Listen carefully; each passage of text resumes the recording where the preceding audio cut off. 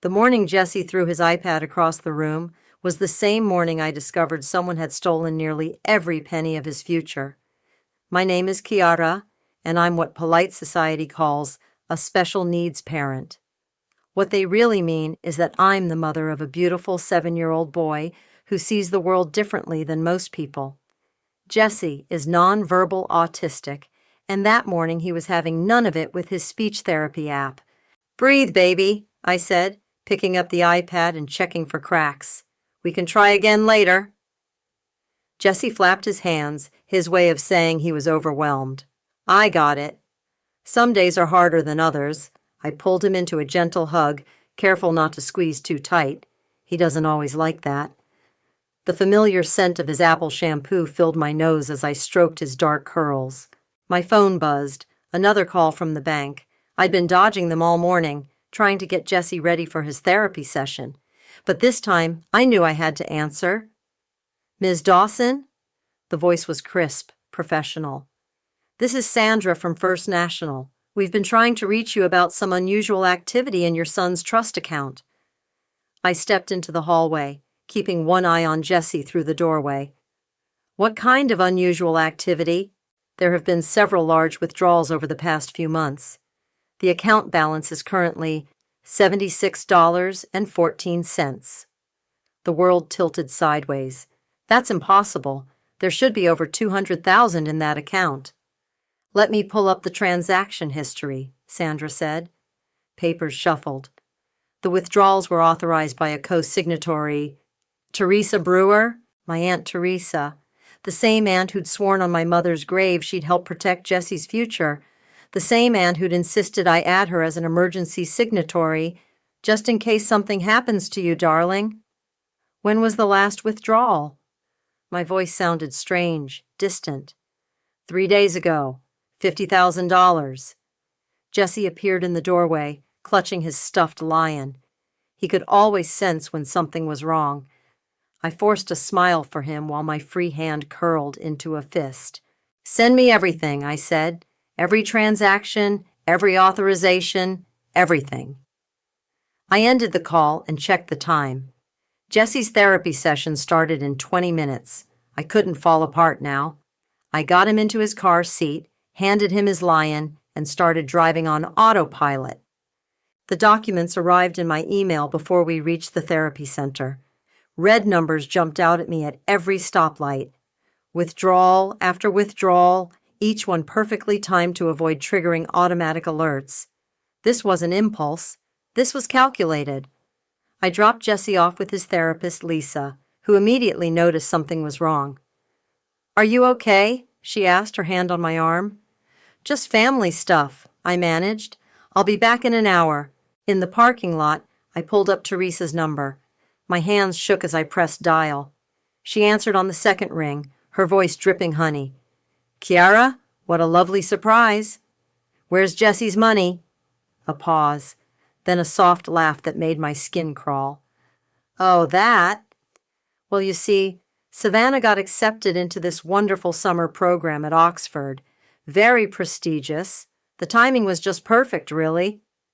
"You stole my son's future to send your daughter to summer camp? Now, darling, let's not be dramatic. Savannah has real potential. She's going places. And let's be honest," her voice dropped to a stage whisper, "that boy was never going to college." The phone creaked in my grip. That money was for his care, his therapy, his future. "Oh, please," Teresa scoffed. "The state takes care of people like him. Besides, family helps family. Savannah needed this opportunity." "Jesse is family, too." "Is he? Really?" The honey in her voice turned to vinegar. "Look, what's done is done. I had legal access to that account, and I made an executive decision. Perhaps if you'd managed your life better, you wouldn't have needed to set up a charity fund in the first place." I watched a mother and daughter walk into the therapy center, the little girl skipping, the mother laughing. 7 years of swallowed comments, forced smiles, and quiet dignity crystallized into something hard and sharp in my chest. "You're right about one thing," I said quietly. "Family helps family, and I'm going to help you understand exactly what you've done." I hung up before she could respond. Through the window, I could see Jesse in his session, carefully stacking blocks with his therapist. My sweet, beautiful boy, who deserved so much better than an aunt who saw him as less than human. I opened my contacts and scrolled to my cousin Paige's number. She'd been warning me about Teresa for years. Time to find out just how deep this rabbit hole went. The game was on. Paige was already waiting at our usual coffee shop when I arrived, 2 steaming mugs on the table. The familiar scent of vanilla latte did nothing to calm the storm in my chest. "You look like hell," she said, pushing one mug toward me. "Remember when you told me Teresa couldn't be trusted?" I slid my phone across the table, the bank statement displayed. Guess who just emptied Jesse's entire trust fund? Paige's eyes widened as she scrolled through the transactions. "Holy shit!" She looked up. "Oxford summer program? How did you know?" "Savannah's been plastering it all over Instagram. Designer shopping sprees, too." She handed the phone back. "Teresa's been bragging about her gifted daughter at every family dinner." The coffee turned bitter in my mouth as memories flooded back. Jesse's diagnosis day. Teresa standing in the hospital hallway, her face a mask of pity and disgust. "Such a shame," she'd said, patting my hand. "But you're so brave, Kiara, taking on this burden." I'd been too shell-shocked to respond then, too focused on learning about therapies, treatments, and how to be the mother Jesse needed. "Remember Thanksgiving 3 years ago?" Paige asked, interrupting my thoughts. God, how could I forget? It had been Jesse's first major holiday with the extended family. He'd been overwhelmed by the noise, the crowds, the unfamiliar faces. When he started stimming, rocking back and forth to self-soothe, Teresa had pulled her daughter away like autism was contagious. "Poor Kiara," she'd announced to the room. "It must be so hard watching Savannah excel while your Jessie, well, she's always been like this," Paige said, stirring her coffee. "The perfect mother with the perfect daughter. Everyone else is just a supporting character in the Teresa show." I trusted her. My voice cracked. I made her a signatory because she promised to look after Jessie if anything happened to me. She swore on Mom's grave. Paige reached across the table, squeezing my hand. "What are you going to do?" "I don't know. A lawyer, maybe? The police?" "The police won't do much." She had legal access. Paige hesitated, then pulled out her business card and wrote a number on the back. "But I know someone who might help." "A lawyer?" "Not exactly. Let's say he specializes in exposing people who abuse financial trust. He helped my friend recover money from her embezzling business partner last year." I studied the number. "Is he legal?" "Legal enough. He's a forensic accountant with some additional skills."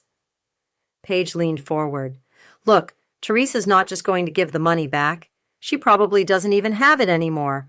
But if you want to make her pay, really pay, this guy can help." My phone buzzed, a Facebook notification. Teresa had tagged me in a post. With trembling fingers, I opened it. So proud of my beautiful Savannah starting her Oxford journey. Some children are just destined for greatness. "Blessed, Shiro, proud mama, Ichi, family first." The photo showed Savannah in designer clothes, posing next to a brand new Mercedes. My son's future, transformed into a teenage girl's Instagram backdrop. "Call him," I said, my voice steel. "Set up a meeting." "Are you sure? Once you start this?" "You know what Teresa said to me this morning? That Jessie was never going to college anyway." I gripped my mug so hard my knuckles went white. She stole his future because she decided he didn't deserve one. Paige was already dialing. "Kyle, it's Paige. I have someone you need to meet." She listened for a moment. "Yes, it's financial. Family trust fund. No, worse. It's about a special needs child's care money." A pause. I could hear a male voice speaking rapidly. "Tomorrow at 2? Perfect." Paige ended the call. "He's in. Said this kind of case is his specialty." "What exactly does he do?" "He follows the money, all of it, Every transaction, every purchase, every hidden account. And then a small, fierce smile crossed her face. He makes sure everyone knows exactly what kind of person they're dealing with. I thought of Jesse, innocently stacking his blocks while his aunt liquidated his safety net. I thought of Teresa's smug voice this morning, so certain of her superiority, so convinced of her right to decide whose child deserved a future. Tomorrow at 2, I confirmed, standing up. And Paige, thank you. She grabbed my arm as I turned to leave. Ciara, make her regret it. Make her regret ever looking down on that beautiful boy of yours. I nodded, a cold clarity settling over me. Teresa wanted to play family values? Fine. Let's see how those values held up under a spotlight. Tomorrow couldn't come soon enough. Kyle's office wasn't what I expected. Instead of some dark basement hacker lair, it was a bright, modern space with potted plants and abstract art. The man himself looked more like an accountant than a digital vigilante. Pressed shirt, neat haircut, rectangular glasses. Tell me about the trust fund, he said, gesturing for me to sit. I laid out the whole story, setting up the account after Jesse's diagnosis, adding Teresa as an emergency signatory, discovering the theft. Kyle typed notes on a sleek laptop, his expression neutral. And you have the original trust documentation? I pulled out the folder I'd brought. Everything. Bank statements, withdrawal records, the signatory agreement. Teresa didn't even try to hide it. They never do. He smiled slightly. People like your aunt operate on the assumption that they're untouchable, that their victims will be too ashamed or powerless to fight back.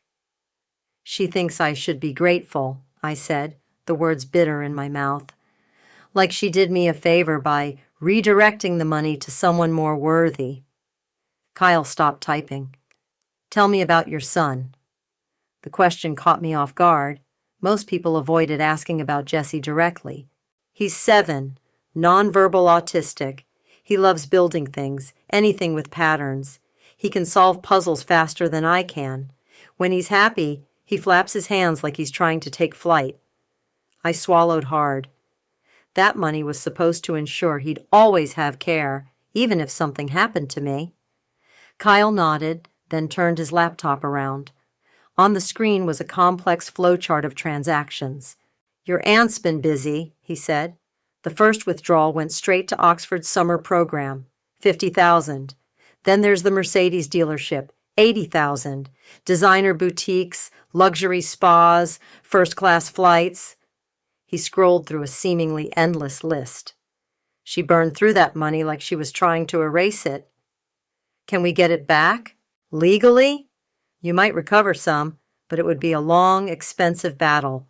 She had authorization, even if she abused it. He leaned forward. But there's another way to make her pay. I'm listening. Every transaction leaves a trail. Every purchase, every transfer, every attempt to hide money. It all creates a digital footprint. I can trace it all, document it, package it into a very interesting story. His eyes met mine. The question is, what do you want to do with that story? I thought of Teresa's Facebook posts, her constant parading of Savannah's achievements. How much of that perfect image was built on stolen money? I want everyone to know, I said. Every family member, every friend, every social media follower. I want them to see exactly who she is. Kyle's fingers flew across the keyboard.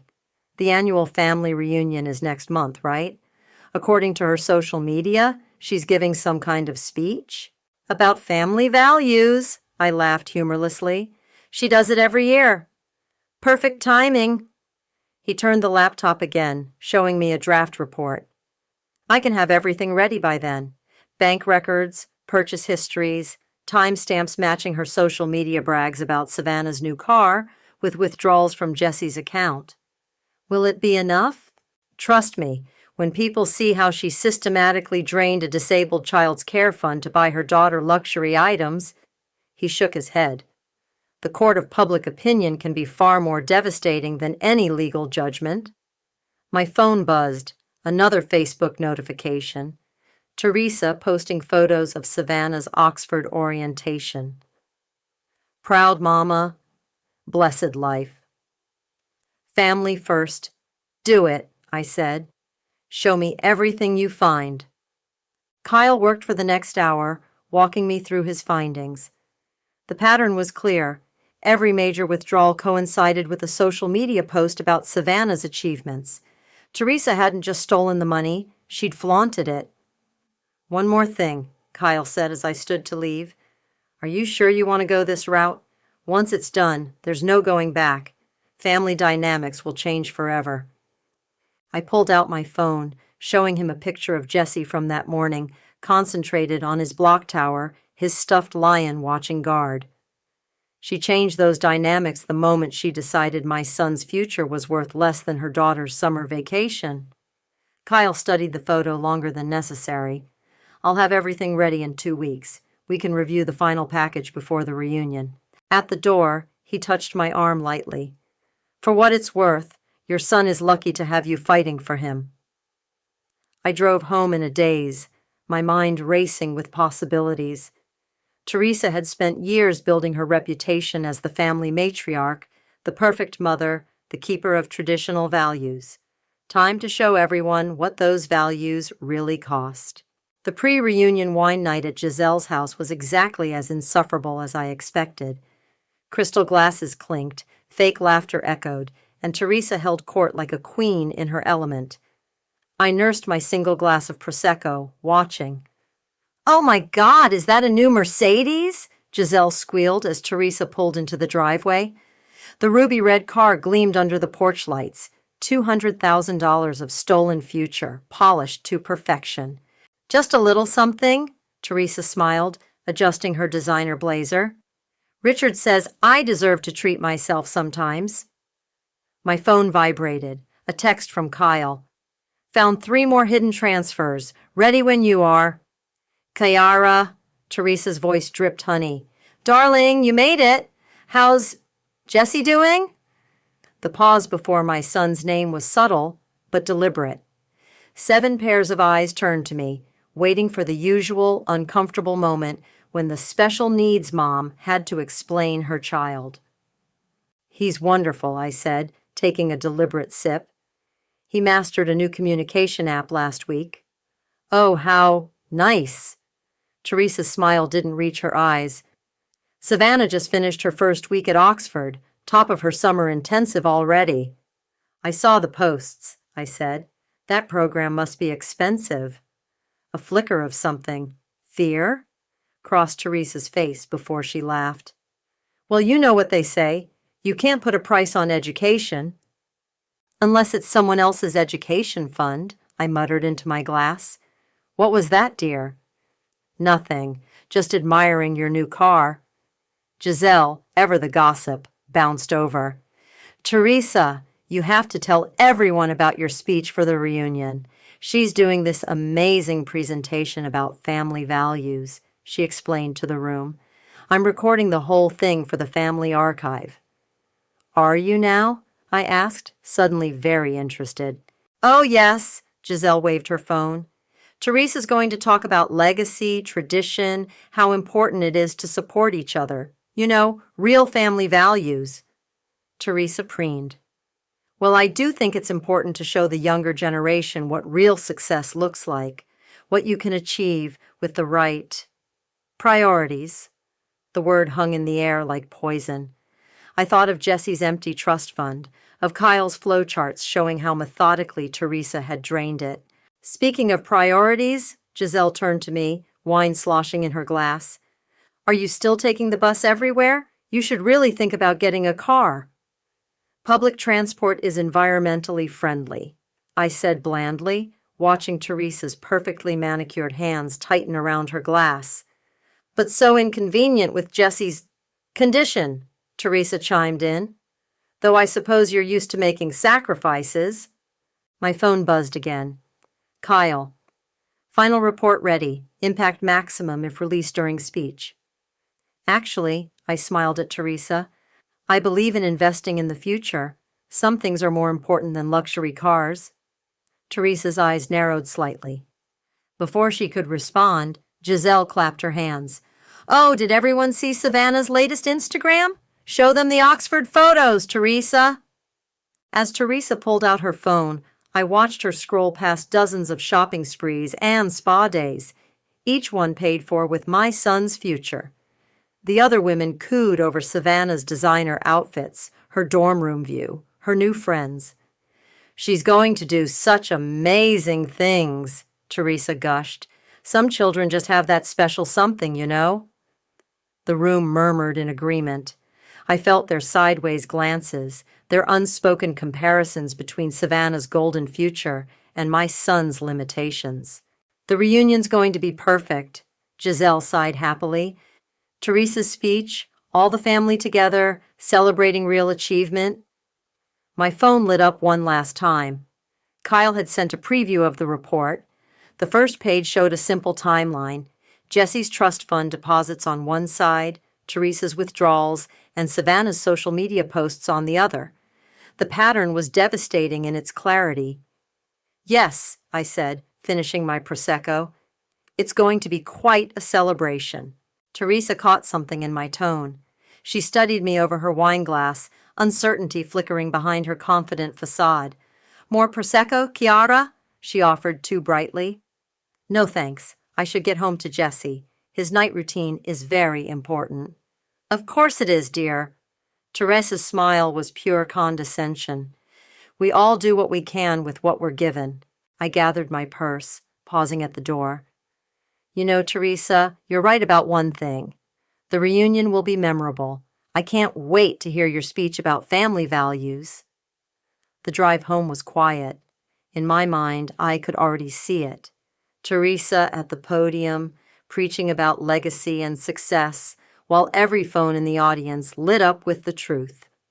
Some things really are priceless. The timing has to be perfect, Kyle said, spreading documents across his desk. We were doing our final review before the reunion, now just 2 days away. Too early, and she'll have time to spin it. Too late, and people will have started leaving. During her speech, I confirmed, when she's talking about family values. Paige, who joined us for the strategy session, snorted. The irony is almost too perfect. Kyle pulled up a presentation on his laptop. I've organized everything chronologically. First slide shows the trust fund's original purpose, Jesse's care, then we follow the money. He clicked through images. Every withdrawal matched to a purchase. Every purchase matched to a social media post. It tells a story even Teresa can't explain away. What about legal backlash? Paige asked. Everything here is factual and documented. She had legal access, yes, but the pattern of spending proves intent. Kyle adjusted his glasses.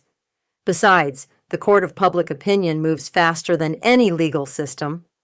My phone lit up with a text from Valentina, Jesse's godmother.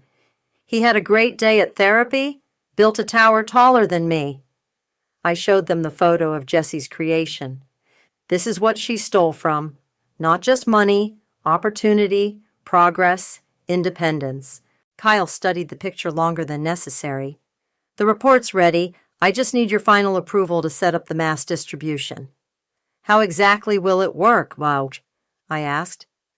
I've collected phone numbers from the reunion RSVP list. When I send the signal, everyone gets a link simultaneously. The preview will show just enough to make them click.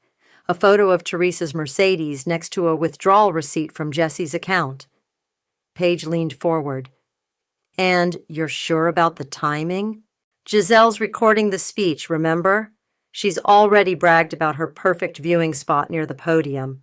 When Teresa hits her peak sanctimony about family values, Kyle mimed pressing a button. Everyone's phone buzzes at once. I imagined the scene. Teresa in her designer outfit, preaching about success and tradition, while her carefully constructed image crumbled in real time. There's something else, Kyle said quietly. I found more accounts. Teresa's been doing this for years, borrowing from family members, manipulating joint accounts. Your son's trust fund was just her biggest target. Of course it was, I said bitterly, because who would believe the special needs mom over the family matriarch? That's why the report includes everything, every transaction, every victim. Once people start talking, Paige trailed off. She'll never recover, Kyle finished. A memory surfaced. Jesse's 4th birthday party. Teresa had shown up late, made a show of giving him an educational gift he couldn't use, then spent the entire time telling anyone who'd listen about Savannah's latest achievements. He'll never be like normal children, she'd whispered to another aunt. Kiara should really consider long-term care options. Do it, I said. Send everything. Kyle nodded, but his expression was serious. Once this goes live, there's no taking it back. The family will implode. Relationships will break. Are you ready for that? She broke those relationships the moment she decided my son's care fund was her personal ATM. There's one more thing. Paige pulled out some legal papers. I had these drawn up.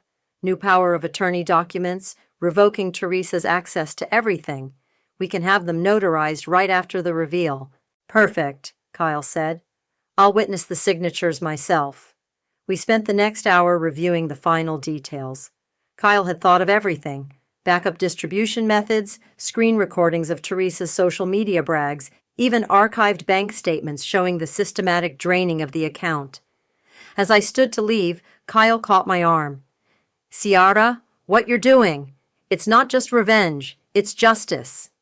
Is it? I asked quietly. Because sometimes it feels like I'm becoming just like her. No, Paige said firmly. She stole from a child because she could. You're exposing the truth because you must. There's a difference. My phone buzzed again. Another Facebook notification. Teresa posting about the upcoming reunion. So excited to share some wisdom about family values. Some people just understand the importance of legacy. Char blessed Barar family, first Bar proud mama. Saturday, I said, my resolve hardening. Let's show everyone exactly what those family values cost. Kyle nodded, already typing. I'll be in position by noon. When she takes the podium, we take her down, Paige finished. Driving home, I thought about legacy. Teresa had spent years building hers on stolen dreams and broken trust. On Saturday, that legacy would crumble, not with a whisper, but with hundreds of simultaneous notification pings. Jesse was waiting at the door when I got home, flapping his hands in excitement over a new puzzle he'd solved. I hugged him close, breathing in his familiar scent. Some legacies, I decided, were worth burning the world to protect. The reunion venue looked like something out of a Southern Living magazine. White chairs dotted the manicured lawn, fairy lights twinkled in the trees, and a small stage stood ready for Teresa's grand performance. You look ready for war, Valentina said, helping me adjust Jesse's bow tie. He was wearing his favorite blue suit, the one that didn't bother his sensory issues. I feel ready for war, I admitted, checking my phone.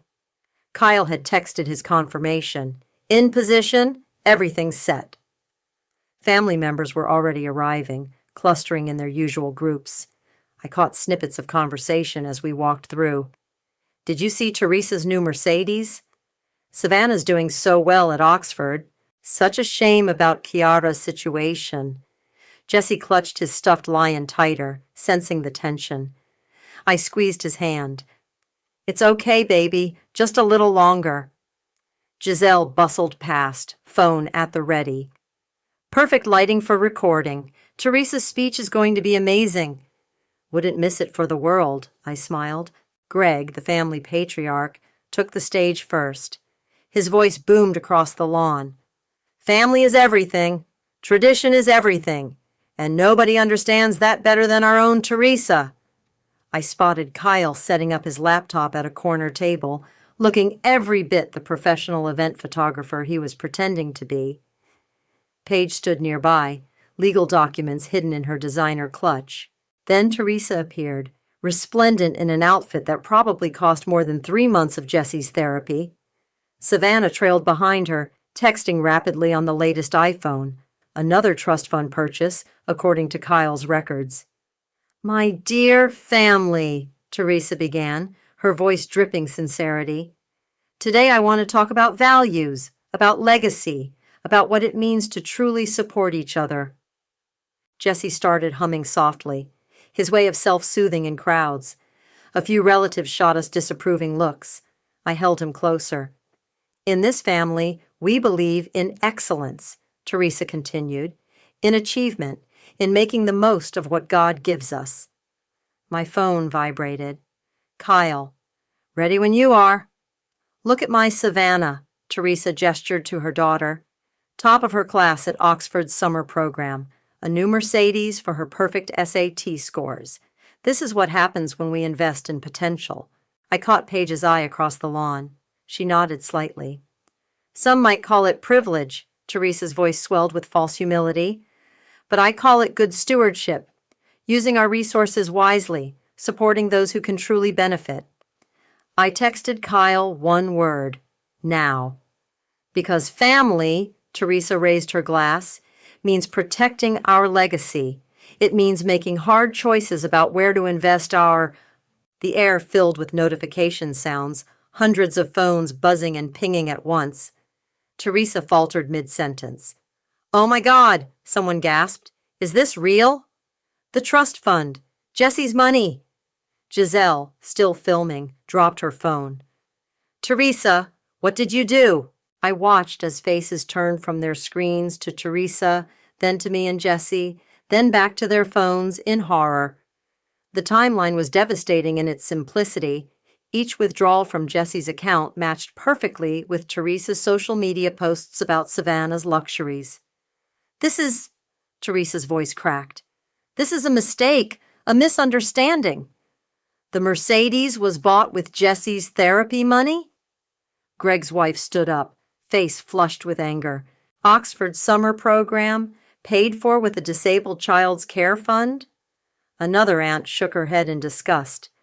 Savannah stared at her phone, face draining of color. Mom, what did you do? Now wait just a minute.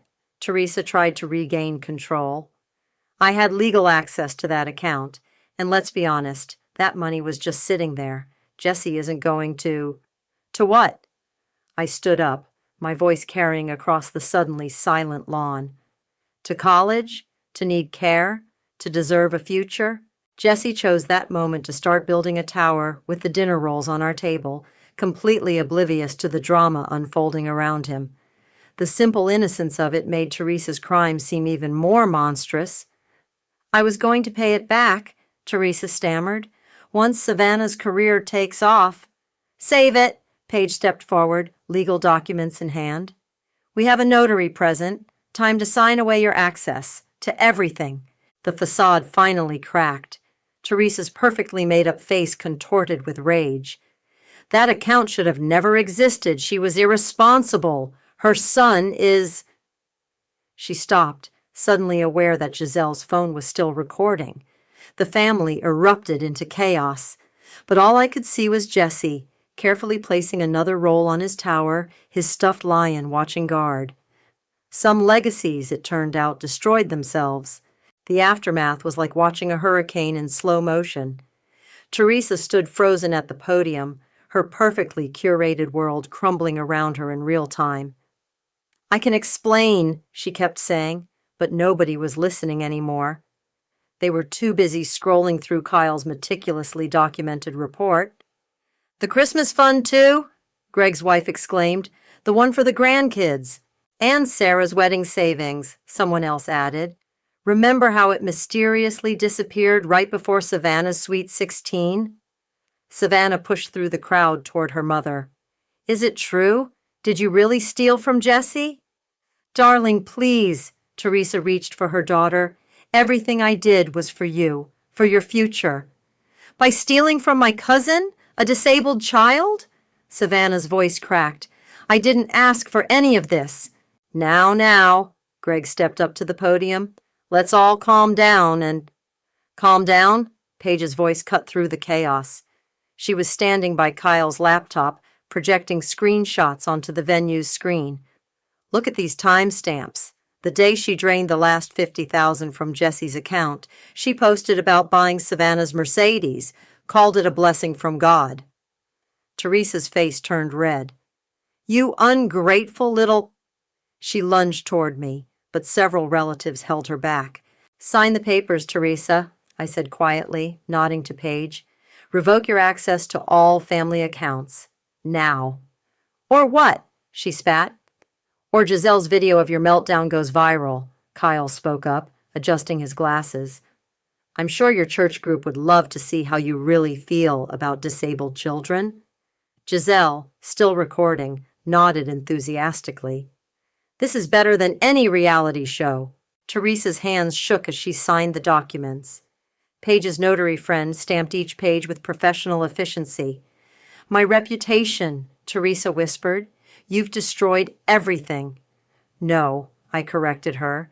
"You destroyed everything. I just showed everyone the truth." Savannah stepped forward, tears streaming down her face. "I want to give it back. The car, the clothes, Oxford, all of it." "It's not your fault," I told her gently. "You didn't know." "But I should have," she insisted, "all those times you and Jesse came to family events on the bus, while I was driving a car bought with his therapy money." Jesse chose that moment to toddle over, proudly holding up his roll tower. He offered one to Savannah, a rare gesture of sharing that made my heart squeeze. "I'm so sorry," Savannah whispered, accepting the roll. "I'm so sorry." Teresa wasn't done. "You think this makes you better than me?" she snarled. "At least my daughter has a future. What's your son going to contribute to society? Who's going to remember his legacy?" The crowd gasped. Even Greg stepped back, shaking his head in disgust. "I think we're done here," Kyle said firmly, closing his laptop. "The banks have been notified. All your access has been revoked. And this video," Giselle waved her phone, "is going to get so many views. You know this is going to be viral by tomorrow morning, right?" Teresa's perfect mask finally shattered completely. "You planned this," she hissed at me. "You orchestrated this whole humiliation." "Actually," I smiled, "you did that all by yourself. I just provided the audience." "Mom," Savannah tugged at her arm, "let's go, please." But Teresa wasn't finished. She grabbed the microphone one last time. "You all think you're so righteous. I did what any good mother would do. I saw an opportunity to help my child succeed, and I took it. That money was just sitting there, wasting away on—" The mic cut off. Kyle stood by the soundboard, shaking his head. "Show's over, Teresa." The family watched in stunned silence as Teresa stormed off, her designer heels sinking into the manicured lawn. Savannah followed, shoulders slumped, already pulling up local car dealerships on her phone. "Well," Giselle announced to her camera, "I guess that's what real family values look like, folks. Don't forget to like and subscribe." Jesse tugged at my sleeve, ready to go home. As we gathered our things, relatives approached one by one, some apologizing, some offering support, many just shaking their heads in disbelief. "You okay?" Kyle asked quietly, helping me pack Jesse's toys. "Ask me tomorrow," I replied. Paige joined us, waving the notarized documents. "It's done. She can't touch any family money ever again." I watched Teresa's Mercedes peel out of the parking lot, probably for the last time. Jesse waved goodbye to his roll tower, completely unaware that he'd just witnessed the implosion of decades of family dynamics. Sometimes, I realized, karma doesn't just knock, it kicks down the door and brings receipts.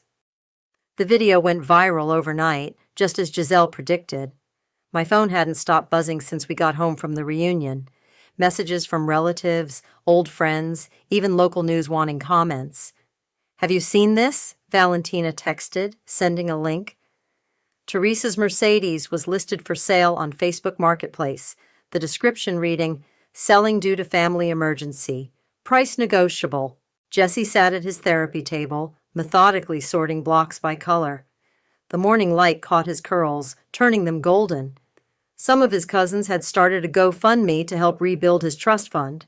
It had already passed $50,000. My laptop pinged with an email notification from Teresa. "You didn't have to destroy me." 5 words, no apology, no acknowledgement of what she'd done, Just accusation wrapped in self-pity. Before I could respond, the doorbell rang. Kyle stood on my porch, holding a thick folder and wearing an expression that meant business. "The banks froze her accounts," he said, stepping inside. "All of them. They're launching their own investigation into financial misconduct." "Good morning to you, too," I smiled, pouring him coffee. "Sorry, He ran a hand through his hair. "The more I dig, the worse it gets. She didn't just steal from Jesse. She's been manipulating family funds for years, playing this twisted game of financial favoritism." Jesse wandered over, curious about our visitor. To my surprise, he offered Kyle one of his precious blocks, a blue one, his favorite color. "Thank you," Kyle said solemnly, accepting the block like it was made of gold. My phone buzzed again. "Savannah. Can we talk, please?" "What are you going to do?" Kyle asked, noticing my hesitation. "She's just a kid," I sighed. "She didn't ask for any of this." I texted back, "Come over." 20 minutes later, Savannah arrived in an Uber, looking nothing like the polished princess from the reunion. Her makeup was gone, her designer clothes replaced with simple jeans and a t-shirt. "I sold the car," she said without preamble, "and I withdrew from Oxford. The refund should process next week." "You didn't have to do that." "Yes, I did." She watched Jesse playing with his blocks. "Mom's been calling nonstop, trying to justify everything, but I keep thinking about what she said, about Jesse not having a future worth investing in." Kyle quietly excused himself, leaving us to talk. But before he left, Jesse surprised us all by giving him a quick, spontaneous hug, something he rarely did with anyone outside our immediate circle. "That's new," I said, watching Kyle's face soften with emotion. "Maybe he knows who helped protect his future," Savannah suggested. We sat in comfortable silence, watching Jesse build increasingly complex patterns with his blocks, each structure more intricate than the last, following rules only he understood. "He's amazing," Savannah said softly. "I never really saw it before, but he is." My phone lit up with another notification. Giselle's video had passed 1 million views. The comments were overwhelmingly supportive, many from parents of special needs children sharing similar stories of family discrimination. "Mom's whole life was about appearances," Savannah continued. "Perfect daughter, perfect car, perfect social media presence. But this?" She gestured to Jesse, happily lost in his own world of patterns and possibilities. "This is real." "What will you do now?" I asked. "Community college, local, get a degree in special education, maybe." She smiled slightly. "Turns out there are more important things than Oxford summer programs." Jesse finished his latest creation, a spiral of blocks that looked almost like DNA strands. He stepped back, flapping his hands in excitement. "That's beautiful, baby," I said. He beamed, then started gathering blocks for his next project. "Can I—" Savannah hesitated. "Can I come visit sometimes? Get to know my cousin properly?" Before I could answer, Jesse did something extraordinary. He walked over to Savannah and carefully placed a blue block in her hand, the same gesture he'd made with Kyle. "I think that's a yes," I smiled, watching tears well up in Savannah's eyes. My laptop pinged again, another email from Teresa. "You'll regret this. Family should protect family." I looked at Jesse, now teaching Savannah his block sorting system, at the GoFundMe notifications still flooding my phone, at Kyle's forgotten coffee cup on my counter. "Delete," I clicked, then closed my laptop.